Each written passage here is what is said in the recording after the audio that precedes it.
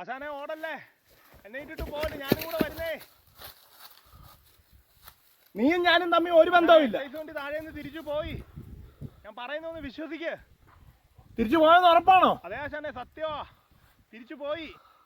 നീ ഒറ്റ ഒരുത്തം കാരണം ഉടുതോണി പോലും ഇല്ലാതെ ഞാൻ ഈ പറമ്പിക്കൂട്ട് ഓടേണ്ട അവസ്ഥ വന്നേക്കുന്നേ.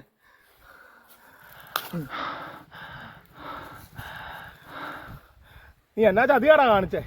നിന്നോട് പല പ്രാവശ്യം ഞാൻ പറഞ്ഞിട്ടില്ലേ ഇവിടെ വന്നിരിക്കുമ്പോഴത്തേക്ക് മൊബൈൽ ഓൺ ചെയ്യില്ലെന്ന്.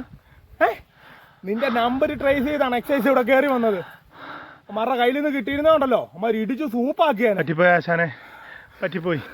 എൻ്റെ പുതിയൊരു കൈലിമുണ്ടാ, അത് പോയി. ഞാൻ ആ മതിലി ആടിയപ്പോഴത്തേക്ക് ആ പുറകെ വന്ന സാറ് എൻ്റെ കൈലിയെ പിടിച്ച് വലിച്ച് അത് പറിച്ചിട്ടിട്ട് ഞാൻ ഓടിയെ. താഴത്തെ പറമ്പിൽ നിന്ന് ഒരു ചേമ്പല പറിച്ചോണ്ടാ ഞാൻ ഓടിയെ. ആശാൻ ചേമ്പല പറിച്ച് ഫ്രണ്ടിൽ വെച്ച് ഒരെണ്ണം പുറകെ കൂടെ വെക്കത്തില്ലായിരുന്നോ? പുറകെല്ലാരും കാണുവാ. പുറകുവശം കാണുവാണേലും കണ്ടോട്ടെ, കുഴപ്പമില്ല. എല്ലാവരും ഫ്രണ്ട് വശമേ ശ്രദ്ധിക്കത്തുള്ളൂ. ഫ്രണ്ട് എങ്ങനെയാലും സേഫ് ആക്കുക, അത്രേ ഞാൻ ചിന്തിച്ചുള്ളൂ.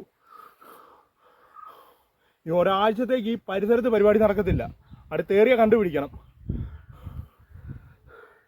ഈ മുണ്ടില്ലാതെ അങ്ങനെ വീട്ടിലോട്ട് കയറി ചെല്ലുന്നതെന്ന് ഓർക്കുമ്പോഴാണ്. അവർക്ക് ആളെ മനസ്സിലായി കാണുമോ ആശാനെ? നമ്മളാന്ന് അവർക്ക് മനസ്സിലായിട്ടുണ്ട്, അതുറപ്പാ. പക്ഷേ